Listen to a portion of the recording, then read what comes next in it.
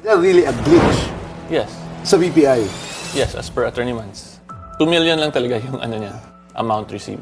So, is there a certification from BPI? Nandun yun actually sa AMLAC report po eh. It is in the AMLAC report. Sa may latter parts. But Okay. it wasn't read. Yun nga po. Kaya nga sinasabi namin half-truth. Okay, now we know. Now we know. Mula sa 2.3 billion pesos, 2.1 million pesos lang daw dapat ang total ng 13 transactions na pumasok sa accounts ni Second Gentleman Attorney Manasseh Carpio. Ayon yan sa isa sa Anti-Money Laundering Council o AMLAC documents na ipresenta sa House Justice Committee hearing noong Abril. Nakasaad sa AMLAC report na manager's check purchases ito mula sa isang kumpanya na debited daw papunta sa accounts ni Carpio. Isinailalim ito sa covered transaction reports dahil sa laki ng perang involved sa transaction. Pero sa isang April 6 letter ng BPI, ni-request nito na i-delete ang natukoy na 13 covered transactions report.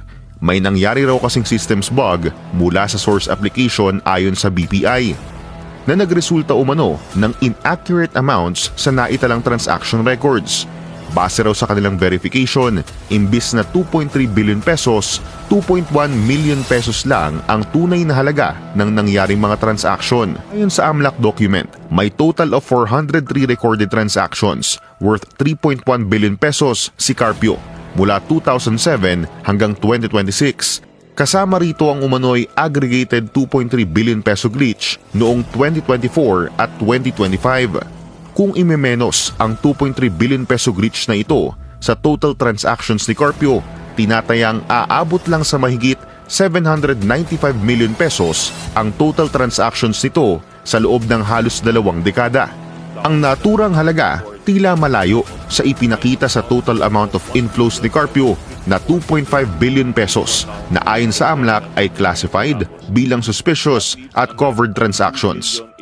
Ayon sa BPI, hindi sila makapagbibigay ng detailed disclosure patungkol sa systems bug na ito, alinsunod sa bank secrecy law at data privacy. Wala ring tugon ng AMLAC sa mga panawagan ng clarification. Sa kabila nito, nananatili sa 417 worth 3.9 billion pesos ang total transactions ni VP Sara mula 2005 hanggang 2026. 313 dito ay covered, samantalang 70 naman ang classified as suspicious transactions ayon sa AMLAC.